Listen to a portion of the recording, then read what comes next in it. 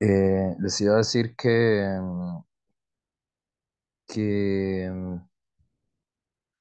hoy en la mañana, amanecí medio enfermo, apenas pude terminar de dar la clase de generales que tenía en la mañana, todavía me siento enfermo, entonces vamos a hacer esto, vamos a intentar dar la clase, obviamente para que no perjudicarles a ustedes, pero si me empiezo a sentir muy mal, pues cortamos la clase y luego yo complementaría cualquier cosa con un video extra.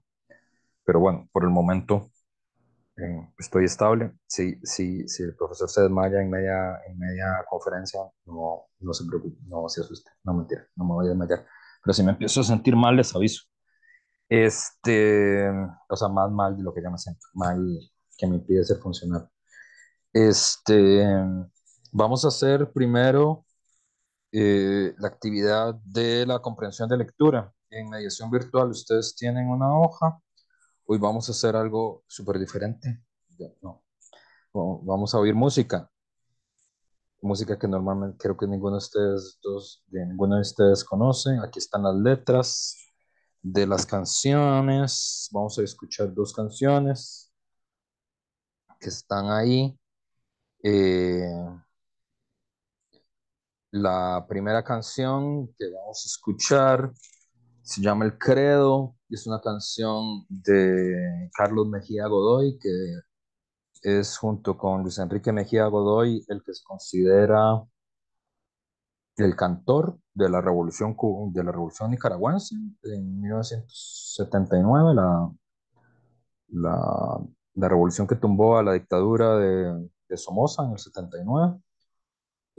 Y también, aunque ya son señores muy grandes, y hay otros cantantes de la última rebelión en Nicaragua, la rebelión de abril del 2018, que cumple justamente en estos días el quinto aniversario.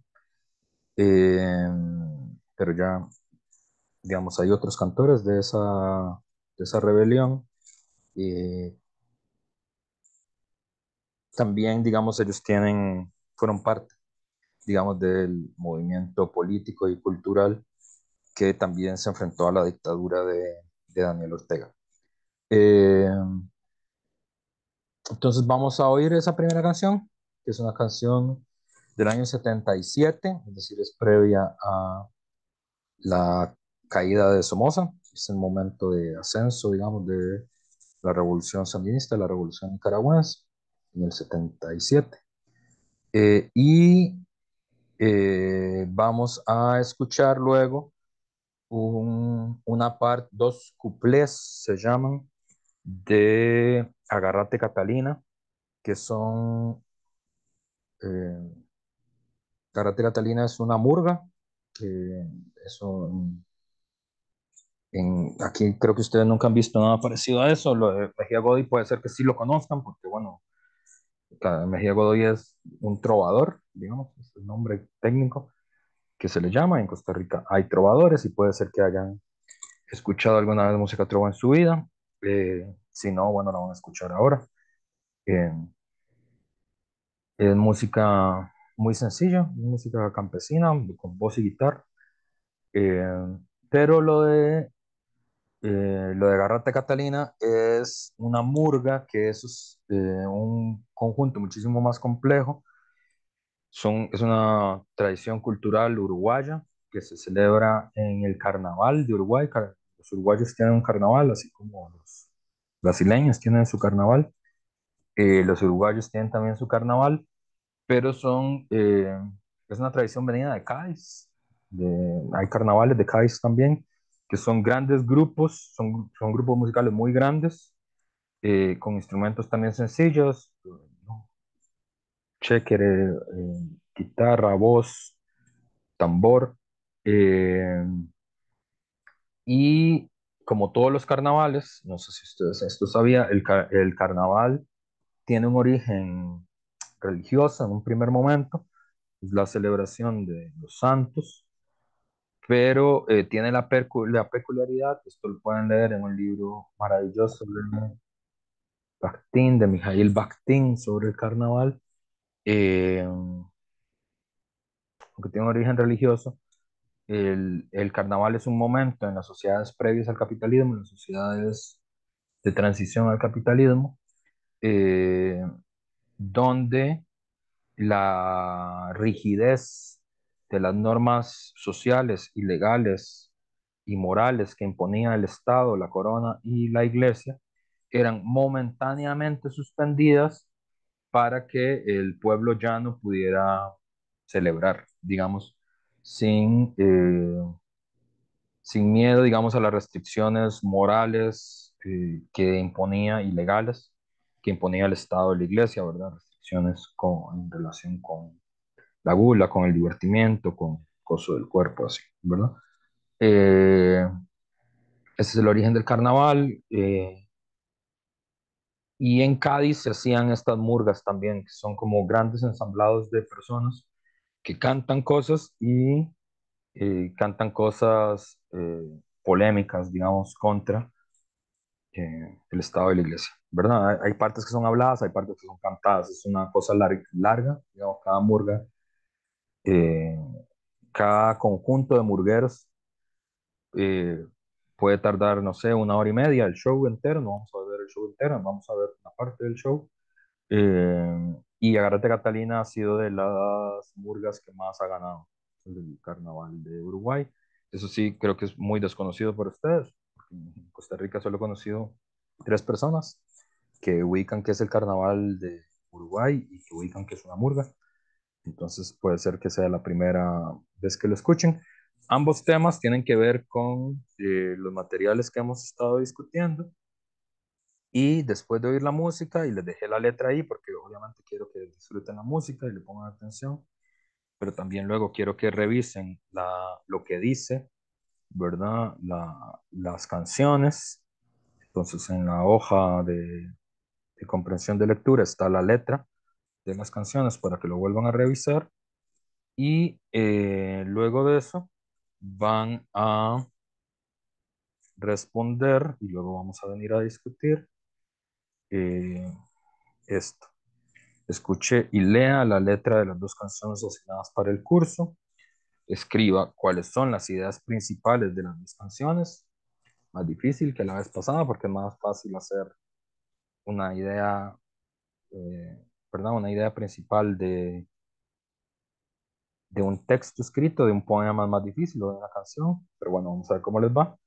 Y luego una parte más analítica que es cuáles relaciones se encuentra con la lectura de Pablo Richard, Bacon y Holbach. ¿Sí, Jancy? Profe, la idea principal es, digamos, de las dos canciones o De una cada idea una. principal, De ajá, cada de uno, cada uno. de Ah, cada ok. uno. Y la Gracias. relación también de cada una de las lecturas con las lecturas de Richard Bacon Bacon. Holbach. Ajá. Ok, perfecto. Gracias. Listo. Bueno, entonces, esta parte no la voy a grabar porque puede ser que las canciones, ya me ha pasado otras veces que pongo canciones, las dejo grabando y como tienen copyrights, ¿verdad? Como tienen derechos de autor, maldita privatización del conocimiento, entonces luego no puedo subir el video a YouTube porque YouTube me dice que estoy violando algún derecho de autor que yo no sabía que tenía. Entonces, no voy a grabar esta parte para que sepan que en el video de la clase no va a aparecer la canción, pero en mediación virtual está linkeado, ¿verdad? Está el enlace que lleva cada una de las canciones por si acaso ocuparan volver a oír escucharlas en alguna ocasión. Entonces voy a poner esto. Bueno, ok, vieron las 2 canciones y en las hojas está la letra y vamos a trabajar media hora porque es un poco más largado. Luego regresamos aquí a la plenaria. Entonces voy a poner aquí. Ejemplo, para el análisis final, si Ujú. por ejemplo, si yo encuentro una relación de ambos videos, bueno, canciones con una lectura, puedo hacer como la síntesis en una sola o tienen que ser por separado. Mejor por separado. Ah, ok, está bien. Listo. O sea, profe, perdón, Ujú, de la canción uno vinculación con los tres autores. ujú. Canción 2, vinculación igual con los tres. Ujú. Bueno, o con Ah, los que ok. encuentren, ¿verdad? Puede ser que no Ajá. encuentren ninguna. Digan, Ok, no, esto entendí. no se relaciona con nada.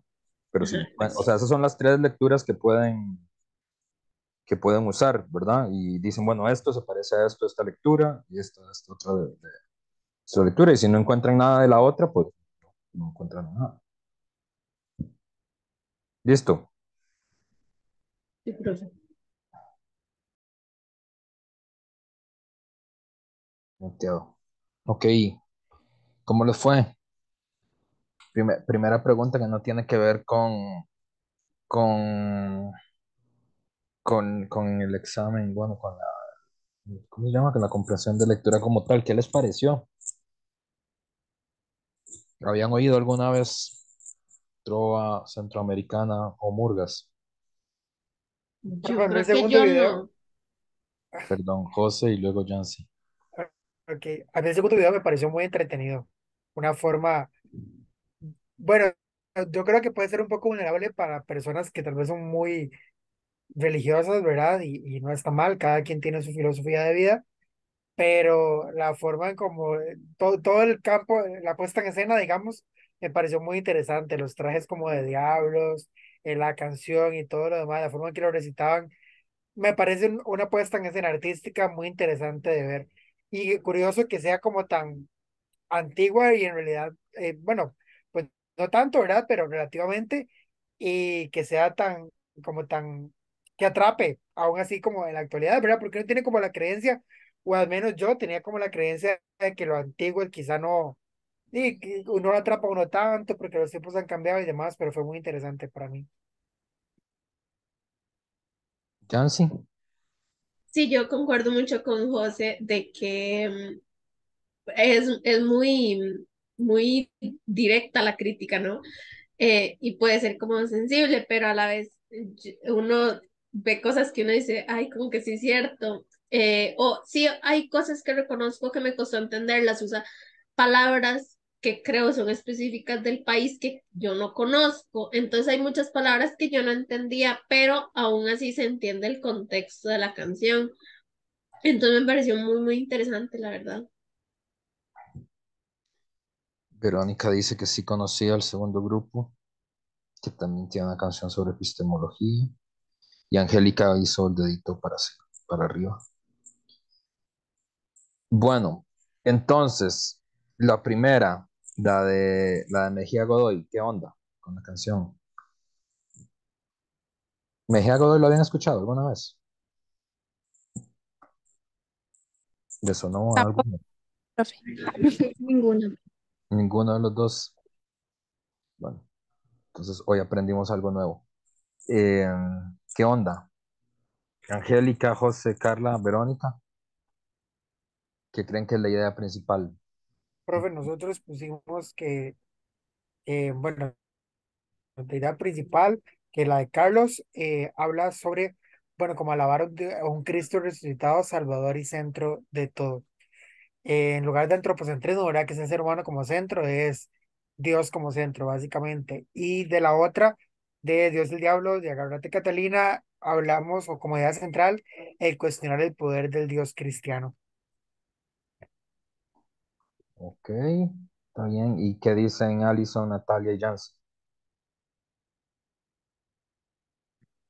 Bueno, nosotras como idea principal de la primera canción pusimos que se manifiesta la creencia en Cristo como aquel que creó y salvó al mundo y al ser humano. Y de la segunda, de Garrete Catalina, que es una crítica a aspectos del accionar de Dios y un poco al hecho de que algunos seres humanos lo tengan como ídolo. Ok, está bien. Y en los textos, ¿cómo ven que aparece el de Pablo Richard, y el de Bacon y el de Holbach? Eh, bueno, profe, yo soy digamos, el grupo de Allison Ujú. y Janice. Eh, eh, bueno, con Richard, para la parte del credo, lo que hicimos principalmente es agarrar esta partecita que decía la canción, que es crea un voz constructor de pensamiento, y principalmente porque Richard habla de los ídolos y también del capitalismo. Hay una parte en la que dice que los pobres solo pueden buscar el rostro de Dios verdadero al interior de una práctica política de liberación. Entonces yo creo que es de ahí de donde viene esto de construir el pensamiento, ¿no? A partir de la religión. Y de Catalina, usamos la frase de la canción que dice, ser humano sufre toda su vida, que cuando reviente se va a pudrir del aburrimiento, que es el cielo. Y lo relacionamos con una parte de la lectura que dice que no quieren un Dios que los saque de su esclavitud, sino un Dios que viva con ellos en su esclavitud. Quieren un Dios de consuelo de la opresión y no un Dios que los libere de esclavitud como tal. O sea, los dos lo relacionaron con Pablo Richard. Sí, Ajá. digamos, empezando por Richard, después va a ser Ok. Bacon. Ujú. Después le cuento rápidamente el de Ok, Bacon. adelante, adelante. Sí, es que hicimos como un cuadro en realidad, profe, Ah, muy bien, muy bien. ajá, entonces, ¿Quieren de compartirlo? Bacon, ¿Quiere compartirlo, Natalia? Puede No sé. compartirlo, no sé, cualquiera de Sí, las dos cosas. un momento. bueno, mientras Luz lo comparte, les voy contando que sobre Bacon me pareció interesante una frase que dice, el entendimiento humano no es de luz pura, sino que padece la influencia de la voluntad y de los sentimientos. La canción decía, por ejemplo, creo en vos, compañero. Eh, defender al pueblo del dominio explotador porque estás vivo en varias. Entonces, me pareció como que se relacionaba esa frase específicamente con esa fracción. Eso de la primera canción. Y de la segunda, lo que más o menos ya habían comentado, que se establece una crítica a la idolatría, especialmente de los dioses a los que el ser humano idolatra, asignándole la creación de todo, incluso de su accionar, ¿verdad? Y ya por último estaría como Holbach. Relacionada a la primera canción, la parte que utilizamos es vos estás resucitando en cada brazo que se alza para defender al pueblo del dominio explotador, porque estás vivo en el rancho, en la fábrica, en la escuela. Creo en tu lucha sin tregua, creo en tu resurrección. Y eso lo relacionamos con esta parte del texto que dice, pero cada hombre, por virtud de su disposición natural y de su índole particular, es atacado de forma diferente. Si existe un remedio universal aplicable a las más diversas y difíciles enfermedades de los hombres, ese será sin duda alguna la verdad que debe extraerse de la naturaleza. Yo creo que aquí está relacionado bastante con que eh, la voz, en este caso, serían como todas las personas, ¿no? Y que esa es como la forma de conseguir esa verdad a través de la naturaleza y no tanto como a través de ese Dios, ¿verdad? Que de hecho acá el Dios sería como el símbolo de todos y de todo. Y en la segunda canción se usaron como dos partecitas de la canción, que la primera es la del ser humano que sufre y también la de falsas visiones del honor y la gloria. Relacionado con el texto, se utilizó una cita que dice: la voz de la religión o la de los dioses no pudo resultar comprensible en medio del fárrago de las sociedades humanas, en las que todo indica al hombre que solo podría ser feliz infringiendo daño a su prójimo. Incluso hay una parte de esta canción que también dice que no le gustaría poner su otra mejilla, porque como que no le hace gracia la violencia. Entonces yo creo que por ahí iría nuestra relación con los tres textos. Ok, muy bien. Angélica, José y Carla. Pero bueno, nosotros, bueno, el primer video, ¿verdad? Lo relacionamos con, creo que usamos una lectura diferente, pero no sabemos, suponemos que es de Marx, porque dice que es de Karl Marx, que Ujú. habla sobre que la religión es la teoría general de este mundo, es la realización fantástica de la esencia humana. Entonces, esta cita lo que hicimos fue relacionarla con, como con la idea principal, ¿verdad? De la canción de Carlos Mejía, y que es por ende la canción habla de un credo en Dios. Se profesa una soberanía y fidelidad a Dios como el centro de todo y del ser humano. Y la segunda, lo que hicimos es que más que una relación es una crítica, ¿verdad? Por parte de la canción, ya que se basa el centro de la existencia y creencia del ser humano en un Dios. Entonces, con base en esto, se puede ver cómo Holbach sostiene que la religión representa en estos dioses un modelo a seguir para los hombres, y por ende, de hecho, hay una cita del autor que dice que los pueblos nada sabían de la naturaleza o de la razón, tampoco acerca de la verdad, porque poseían únicamente religiones y carecían de cualquier representación acerca de la moral y la virtud. Ok. Usaron la de Marx entonces y la de Holbach. Exacto, profe. Ok. Bueno, eh, voy a hacer una presentación corta y salimos temprano porque como les dije, me siento fatal, me siento mal. Este, vean, bueno, me alegra que les haya gustado. Pueden seguir oyendo la música de los dos. Creo que la universidad siempre sirve a uno para darse cuenta de este tipo de cosas. La selección de las lecturas eh, tiene, fue específicamente hecha por el profesor con dos modelos.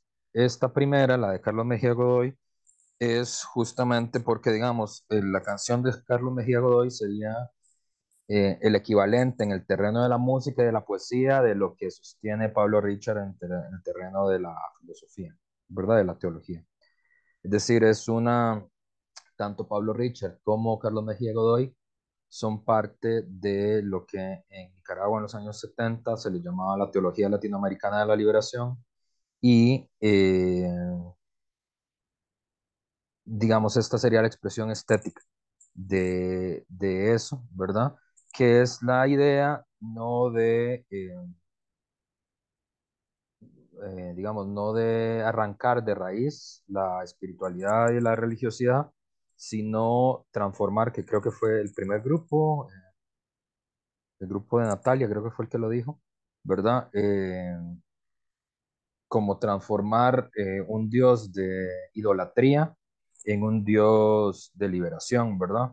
Entonces el texto eh, habla de un dios que es un ser humano, ¿no? Es decir, que es un arquitecto, que es un artesano, que es un obrero, ¿verdad?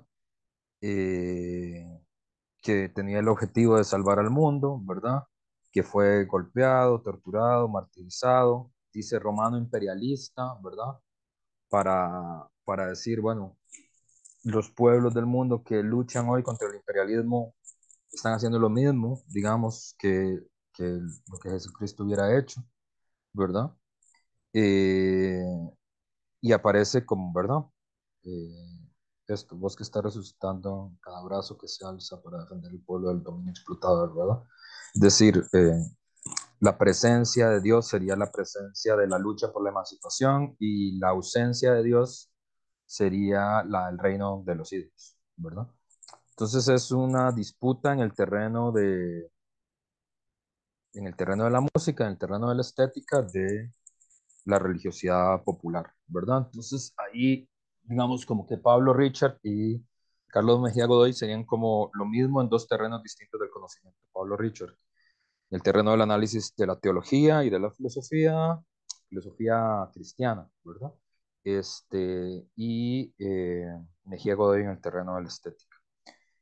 El otro producto cultural que vimos, el de Agarrate Catalina, eso creo que también lo notaron muy bien cuando lo relacionan con Holbach, es otra forma de acercarse al fenómeno religioso, que es, bueno, el grupo de José se adelantó porque todavía no empezamos a ver a Marx, pero aquí ya llegamos a el último momento, bueno, el penúltimo momento antes de Marx, ¿verdad? Pues, que es el momento de la ilustración, ¿verdad?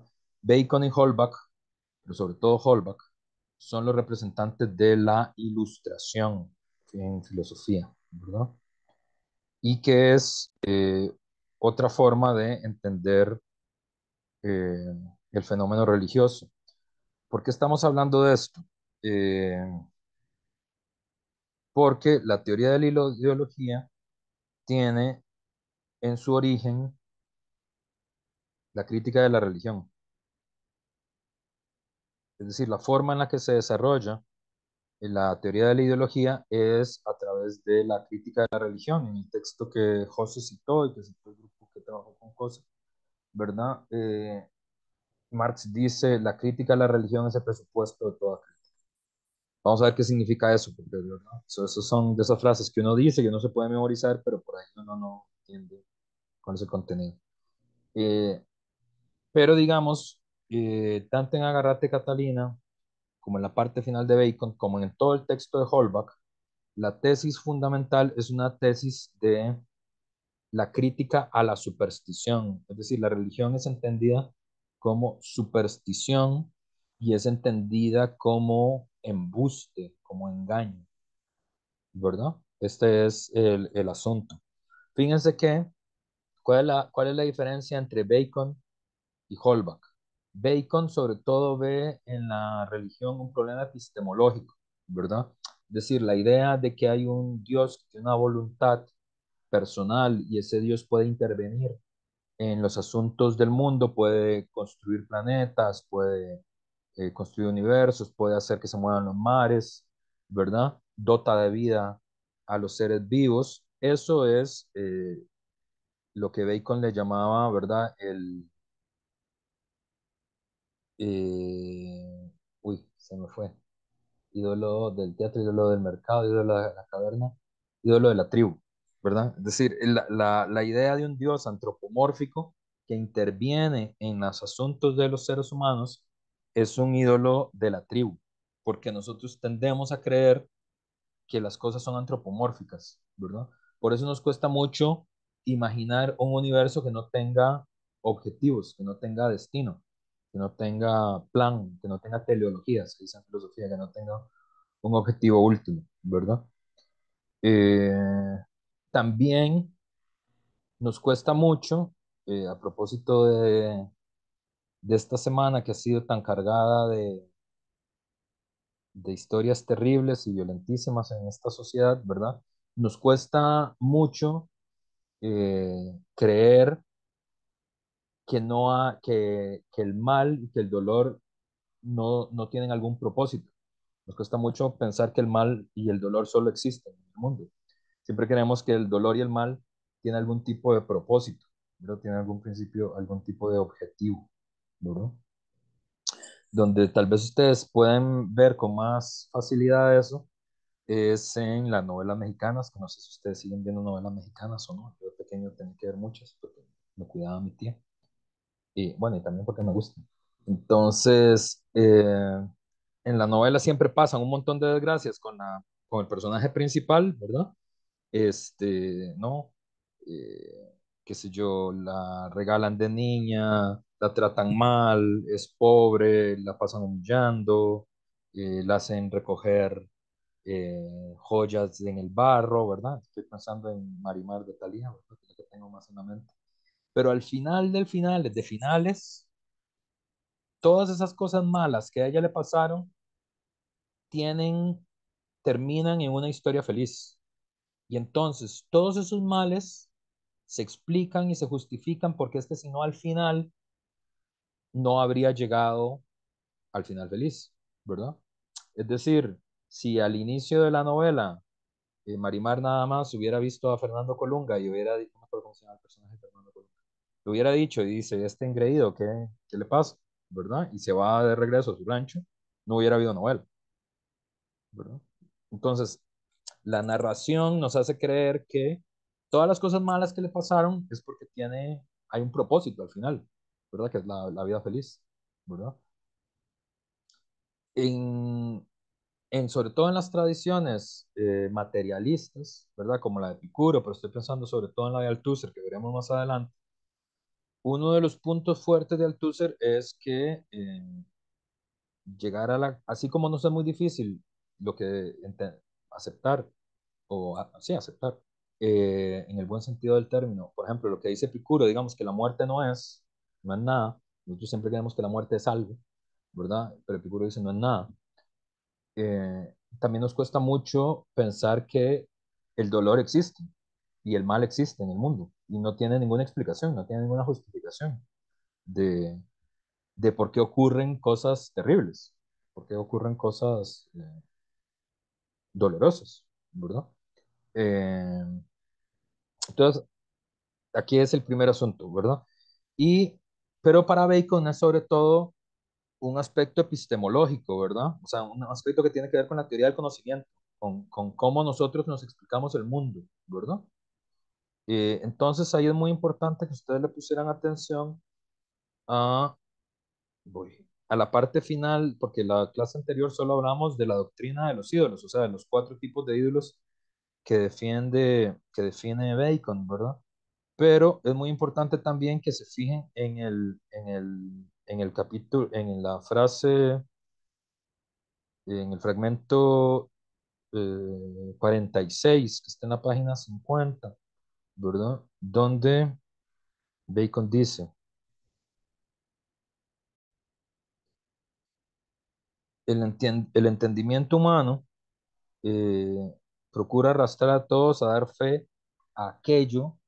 Fíjense que dice, el entendimiento humano es un problema epistemológico, es una vara de cómo es que nosotros pensamos, ¿verdad? El entendimiento humano procura arrastrar a todos a dar fe a aquello que él una vez ha considerado verdadero, sea porque está en vigencia o sea o se crea en eso desde antiguo, sea porque eso le place y procura hacerlo para que todos defiendan eso y se pongan de acuerdo en ello.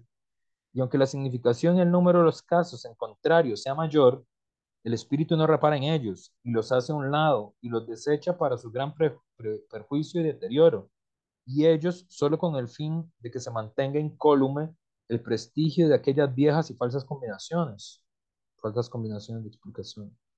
Por eso fue justa la respuesta, fíjense esta parte, por eso fue justa la respuesta de aquel a quien, mostrándole los exvotos colgados en las paredes de un templo, los ídolos, los exvotos, las reliquias religiosas de un templo, de uno de los que había ofrecido por haberse salvado de un naufragio, lo apuraban preguntándole si no reconocía ahora el poder de los dioses.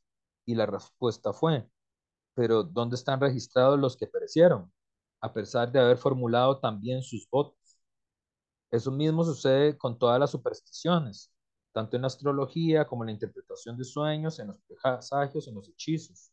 Los hombres se complacen en tales vaciedades y toman nota cuando ellas se cumplen, pero los casos en contrario, aquellos en los cuales ha fracasado, son desatendidos y pasados por alto, ¿verdad? Ese fragmento es muy importante porque ese es el núcleo de la crítica a la superstición, ¿verdad? Entonces Bacon, sin hablar mucho de religión, porque él no se quiere meter en mucho rollo, porque como les había dicho, en ese momento la iglesia, sobre todo la iglesia europea, pero también la americana, ya claramente, era una institución con mucho poder, con muchos recursos, con muchas tierras, con mucho poder, con muchos intelectuales, con mucha legitimidad dentro del pueblo llano. Eh, entonces él no habla directamente, pero él dice, ¿por qué? Porque que es la crítica a los hechizos, es la crítica a los milagros y es la crítica a la superstición en general. Esa es su crítica. Y a la idea de que es posible un milagro, ¿verdad? En el sentido de que él dice, bueno, había uno que la gente no podía creer que no aceptara el poder de los dioses, y cuando un barco se salva en medio del mar, ¿verdad?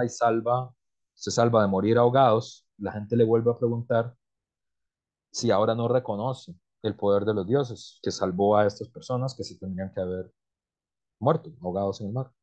Y lo que él dice es, no, porque ustedes no están contando las veces que la gente rezó y no se salvó. Digamos, solo se fijan las veces que sí funciona, ¿verdad? Pero no las veces que no funciona. Entonces, esa crítica es perfectamente válida para lo que vimos la semana pasada en el complemento de lectura, que es la actitud supersticiosa, por ejemplo, con cosas como los brujos o los amarres o ese tipo de superstición, ¿verdad? Que también, bueno, puede ser una superstición pagana, puede estar vinculado a cierta religión. En el artículo que leímos, es la religiosidad vudú y la afrocubana, ¿verdad? De la que hablan, pero Bacon no lo dice porque no se quiere meter en problemas. pero también se puede hacer extensivo a los milagros católicos, ¿verdad? Como, eh, ¿cómo se dice? Como poner a San Francisco de cabeza, ¿verdad? San Francisco, el que hay que poner de cabeza para conseguir novio. San Francisco, sí. No es Antes, San Antonio o San Antonio. San o Antonio. no. Ay, San ya no Antonio. sé. Es San Antonio, porque San Antonio es el que Creo que aparece sí. cosas, ¿verdad? Entonces, para que le aparezca un novio a uno, o le aparezca algo que uno perdió, se supone que hay que ponerlo de cabeza para que le aparezca, ¿verdad? Eh, y cuando aparece, uno dice, ah, mira, qué bien, San Antonio me lo apareció, ¿verdad? Pero cuando no aparece, ¿qué pasa? ¿Verdad? Eso no se contabiliza. Esa actitud supersticiosa puede aparecer en la brujería, puede aparecer en la religión, puede aparecer también en la vida cotidiana, ¿verdad? Por ejemplo, eh, el juego de lotería también es muy supersticioso, ¿verdad? Como la idea de que hay gente que tiene buena fortuna, buena suerte, ¿verdad? Yo no sé cómo son sus familias y bueno, cómo están sus casas, puede ser que sus papás y sus mamás me estén escuchando, pero por ejemplo, mi familia en Guanacaste son muy jugadoras de lotería, sobre todo mis tías, muy jugadoras de lotería, juegan mucho todos los días, ¿verdad? Eh, y hay una que todo el mundo dice que tiene buena suerte, ¿verdad? Porque ha pegado varias veces el número, ¿verdad? Y ella está confiada de que es así, pero nunca se contabilizan las veces que no pega, solo se contabilizan las veces que pega, ¿verdad? Entonces, esa idea como de la buena suerte, ¿verdad? Bacon lo que dice es que es eh, vuelvo a citar, eh, es una vieja y falsa combinación, ¿verdad? Una vieja y falsa combinación. Es decir, que la combinación que explica que alguien haya tenido un milagro o alguien haya tenido buena suerte, ¿verdad? Eh, es una mala combinación del pensamiento, ¿verdad? Entonces Bacon ahí está criticando la superstición, los hechizos, el pensamiento mágico. Ustedes creo que eran muy chicos, ustedes están en cuarto. Bueno, sí, se van a acordar porque ustedes empezaron la universidad cuando estaba la pandemia, en el momento más intenso, y era muy normal que la gente tuviera pensamientos mágicos en relación con la pandemia, que dijera, es que mi abuelo o mi tío o mi tía no usaba mascarilla y siempre andaba ahí en las calles y nunca se le pegó, ¿verdad? Y que entonces, por lo tanto, no había que usar mascarilla ni vacunarse porque es que a mi tío nunca se le pegó, ¿verdad? Y efectivamente nunca se le pegó. No es que sea mentira eso. Eh, pero ese caso en el que no, el tío, la tía o el abuelito no sufrió de ninguna enfermedad, no se contrasta con todas las veces que sí sufrió esa enfermedad, ¿verdad? O otra forma de pensamiento mágico es, que ustedes pueden estar más familiarizados, es con la idea esta de querer es poder, ¿verdad? Es decir, cuando la gente dice, ah, no, pero yo fui a la universidad y trabajaba 2 turnos y iba en la noche y salía adelante así, tenía una hija, entonces si yo puedo, usted puede, porque poder es querer, ¿verdad? Eh, y en realidad eso lo único que demuestra es que él pudo, la única demostración. Lo único que demuestra es eso, esa persona pudo hacerlo, ¿verdad? Y ya, no demuestra nada más que eso. No demuestra que otra persona lo puede hacer. Por la misma razón que uno podría decir, ah, sí, Usain Bolt puede correr 100 metros en 9 segundos y 59 centésimas, y si yo quiero, podría correr a la velocidad de Usain Bolt. Y todos podríamos correr a la velocidad de Usain Bolt. Y la verdad es que no se puede. Él puede. Es lo único que se demuestra. Él pudo hacerlo. El resto de personas no pudieron. Entonces, cada ejemplo, ¿verdad? Exitoso, ¿verdad? De alguien que sí logró ser el campeón mundial de atletismo, sí logró ser el mega empresario del pueblo, sí logró terminar la universidad a base de esfuerzo, ¿verdad? Esconde todos los casos en los que no ocurrió, ¿verdad? Por eso es que Bacon dice hay una falsa explicación, una falsa conexión, pero a él sobre todo le interesa la dimensión epistemológica, ¿verdad? A él no le gusta eso porque es que es una mala explicación de las cosas, ¿verdad? Y no sirve para entender la ciencia, ¿verdad? El ídolo de la tribu, el ídolo del teatro, el ídolo del mercado y el ídolo de la caverna no sirven para explicar las cosas. Ahora, Holbach es otra cosa. Hay un cambio en lo que significa Holbach en relación con Bacon. ¿Cuál es el cambio de Holbach en relación con Bacon? Aunque Holbach también es un ilustrado, ¿verdad? Bacon también en cierto sentido lo es. Holbach es un representante de lo que se llama la ilustración en filosofía, es decir, son los filósofos del siglo XVIII que son antecesores de la Revolución Francesa, digamos, son la vanguardia ideológica que prepara la Revolución Francesa, ¿verdad? Son un grupo de intelectuales, filósofos, artistas, todos muy famosos, con nombres propios así muy famosos, que fueron como los que fueron creando el ambiente político y cultural para que luego las ideas de la Revolución Francesa crecieran entre la población y se transformaran en ideas que a nosotros nos parecen más familiares, ¿verdad? Ustedes leen a Holbach, que es un poco, no es el más conocido de los filósofos ilustrados, pero hay otros que sí son más famosos, ¿verdad? Rousseau, por ejemplo, que es a quien se le atribuye la idea del contrato social, de la Constitución como un contrato social. Cada vez que oigan hablar del contrato social o cómo el presidente está rompiendo el contrato social, ese tipo de expresiones, o hay que refundar el contrato social de nuestra sociedad. Esa palabra, contrato social, eso viene de Rousseau, de quien están hablando.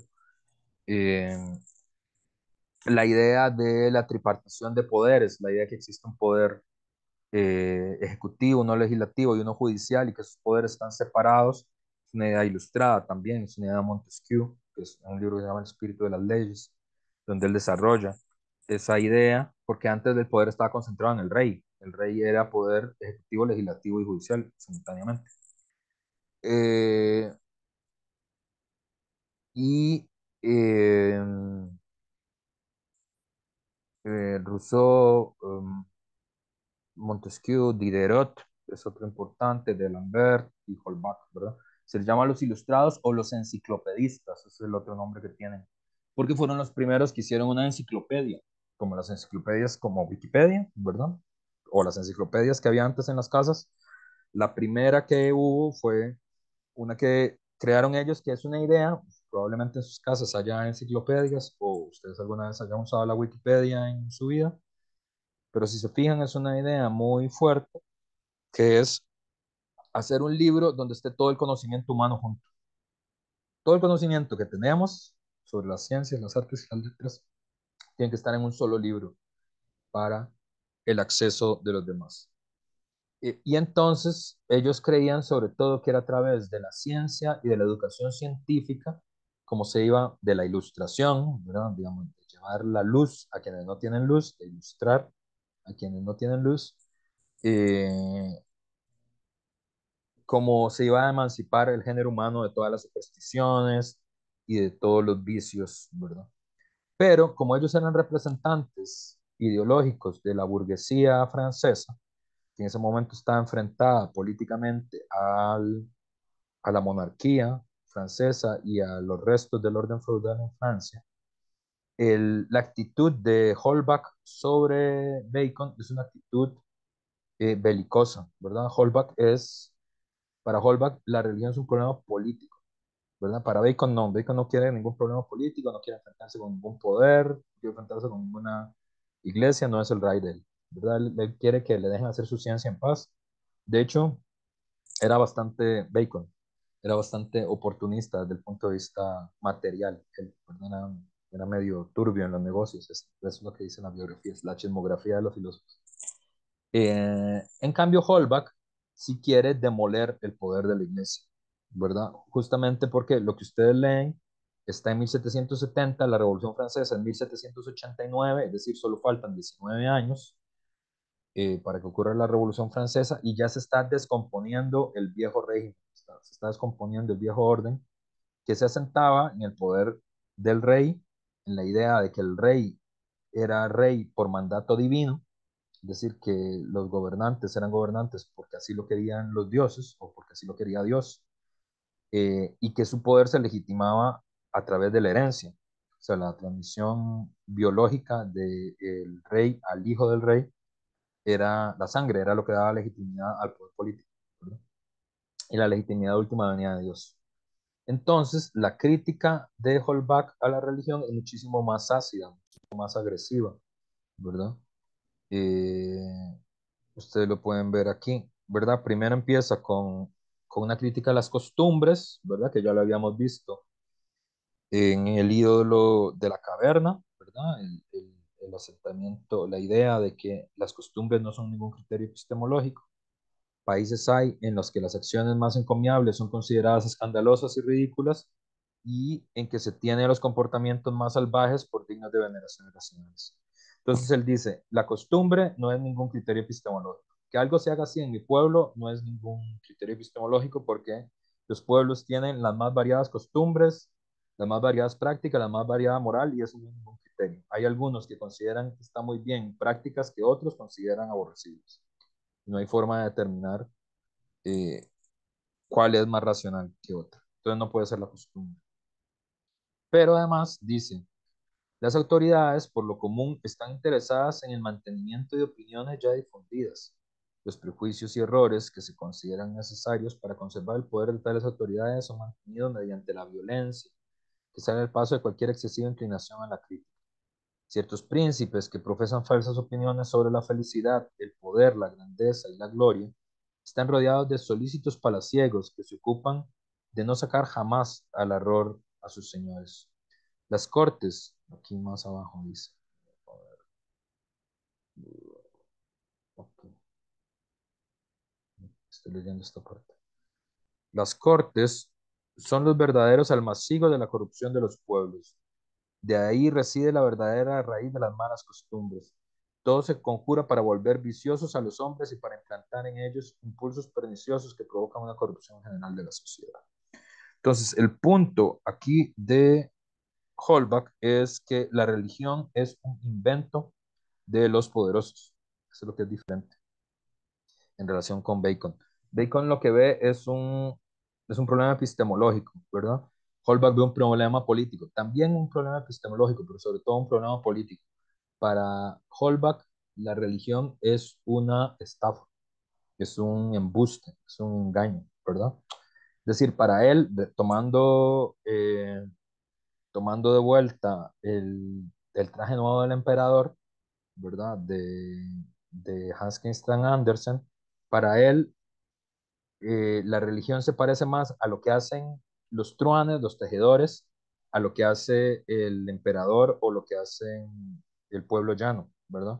Porque los tejedores mienten, pero mienten sabiendo, mienten a propósito, y mienten porque les queda bien y porque sacan beneficio de mentir, ¿verdad? Es decir, y aquí eh, es importante pensar en este concepto, en el concepto de estafa, que es un concepto jurídico, ¿verdad? Ustedes saben, tal vez no, pero ustedes saben que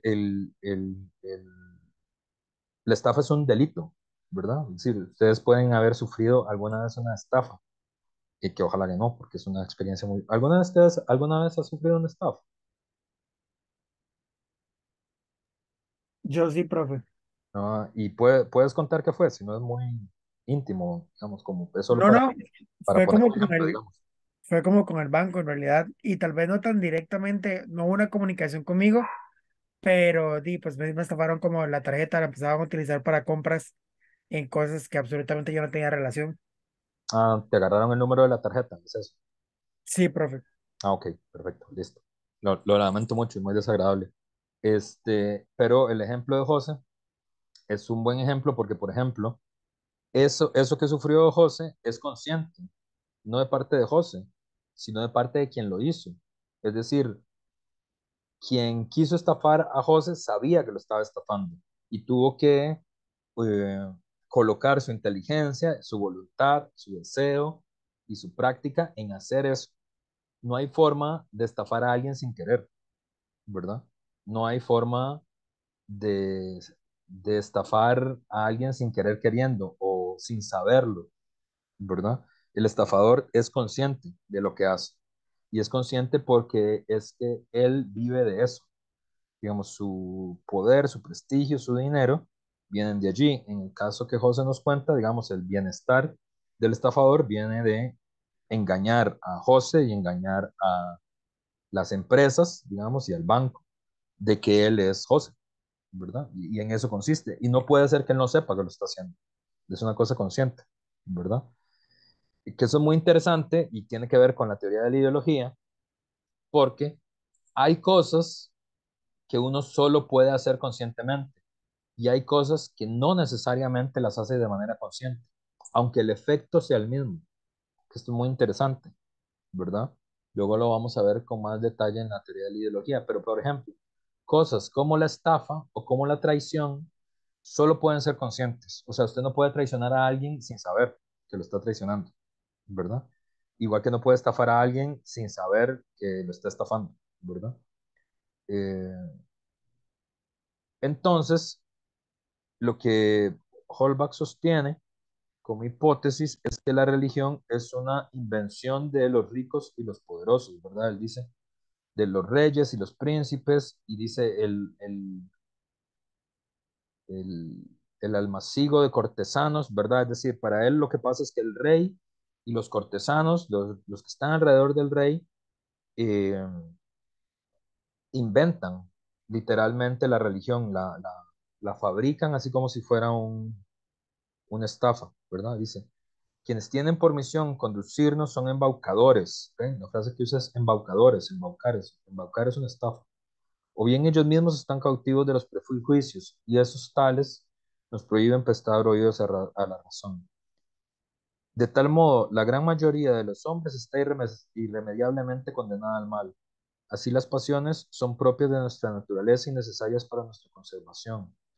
La sociedad se convierte entonces en un campo de batalla, en la cual no hay más que enemigos, envidiosos y rivales, dispuestos siempre a reñir. Hombres virtuosos se cuentan solamente entre el pequeño número de aquellos que por nacimiento son de ánimo tranquilo y desapasionado. Si adoptamos por consejera a la experiencia, advertimos que la verdadera fuente de los innumerables males que la humanidad en todas partes padece ha de buscarse en los errores y en las representaciones religiosas.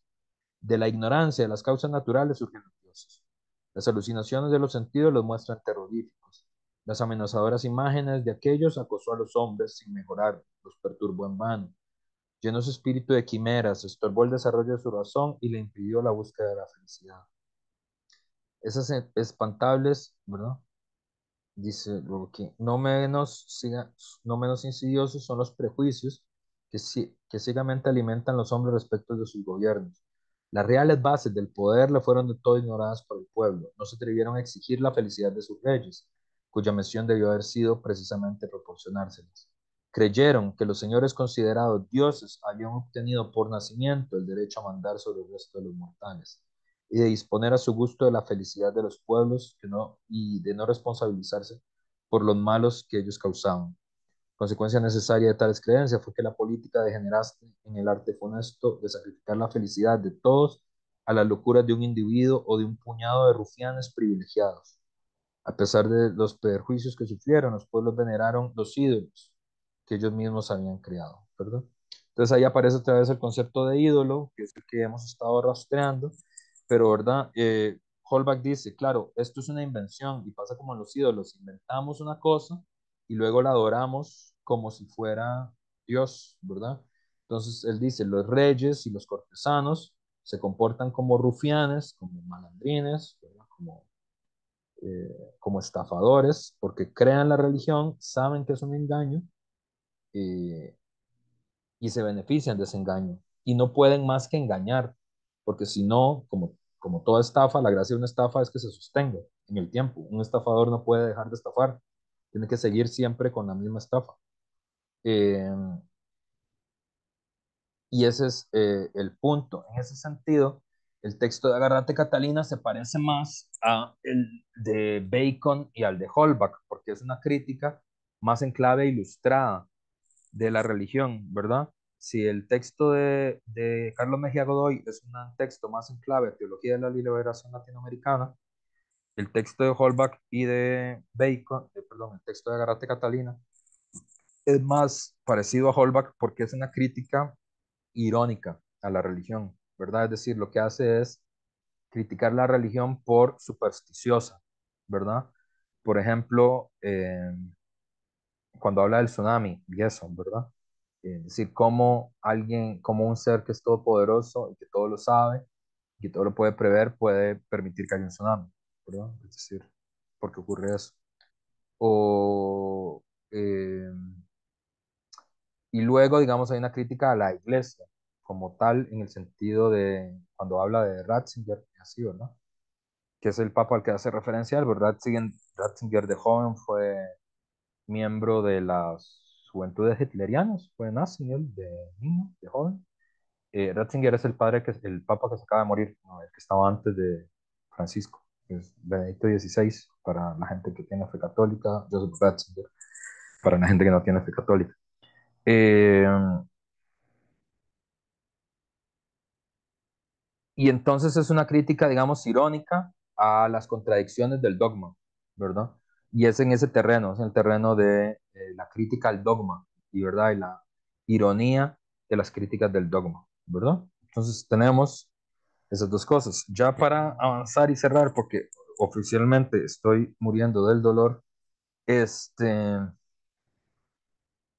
vamos a avanzar con Marx la próxima vez. Ya José y el grupo de José adelantaron algunas cosas, que ya sería la primera formulación como tal de la teoría de la ideología. Vamos a ver Marx y Villoro, y ya podremos entender por qué es que Marx dice que la crítica eh, de toda crítica de la sociedad parte de la crítica de la religión, ¿verdad? Ya no vamos a hablar más de esto, porque la religión efectivamente es una ideología, es la primera de las ideologías, es la más antigua de las ideologías, es la más distribuida de las ideologías y es probablemente de las que más solidez tiene como ideología. Eh, pero Marx va a hablar muy poquito sobre eso y luego va a empezar a hablar de otras ideologías que circulan en el mundo contemporáneo y que por ahí no las consideramos como ideologías, pero son tan ideologías como las otras. Vamos a ver, por ejemplo, la ideología asociada a la mercancía, al contrato libre entre trabajador y patrono.